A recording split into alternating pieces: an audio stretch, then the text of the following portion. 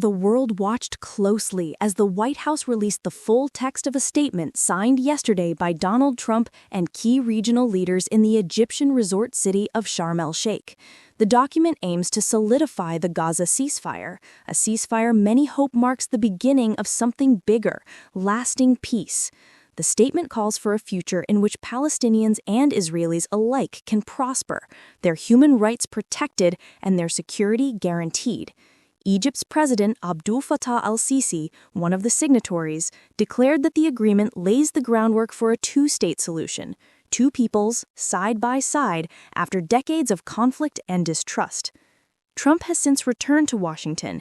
He landed barely an hour ago, and on Air Force One, he was pressed by State Department correspondent Tom Bateman of the BBC about what comes next.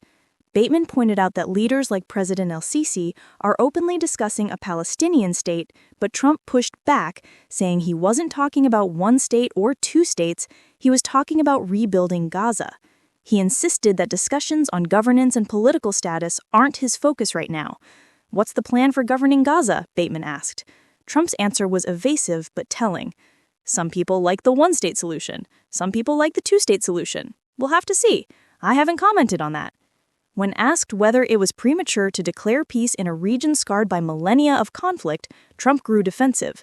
"What do you want? Another 300,000 or 400,000 people to be killed? Is that what you're looking for?" he fired back, arguing the timing of the ceasefire was perfect. He emphasized the power behind the agreement. "Those people were the richest countries," he said, referring to the leaders in the room. "They can handle it." Meanwhile, yesterday's summit in Egypt brought together high-profile figures. Britain's Keir Starmer, France's Emmanuel Macron, and King Abdullah II of Jordan among them. For King Abdullah, this is more than diplomacy, it's survival. Speaking to journalist Fergal Kane before the summit, the king warned that the Middle East is doomed without a peace process that ends in a Palestinian state. With Palestinians making up more than half his population and Jordan sharing borders with Israel and the West Bank, he didn't mince words. A lasting peace is a personal and national imperative. If we don't solve this problem, we're going to be at it again. The two-state solution is the only way forward. Without it, we're doomed. But the challenges remain immense. Who will govern Gaza? Who can be trusted? Can Hamas step aside peacefully? The king admitted he doesn't know Hamas directly, but said Egyptian mediators are very optimistic that Hamas will accept not being part of Gaza's political future. And then there's Netanyahu. The Israeli prime minister has flatly rejected the idea of a Palestinian state. His critics argue that his political survival depends on perpetual conflict. King Abdullah believes peace is impossible under Netanyahu's leadership, but insists there are Israelis who want inclusion, dialogue, and a different future. For now, Trump is being urged to stay engaged. The devil is in the detail, King Abdullah said. Phase 1 is done. Phase 2 is where things can go wrong. The president must help get us across the finish line. So, is this the end of the war in Gaza or just an intermission? My take, this ceasefire is real, but peace is not automatic.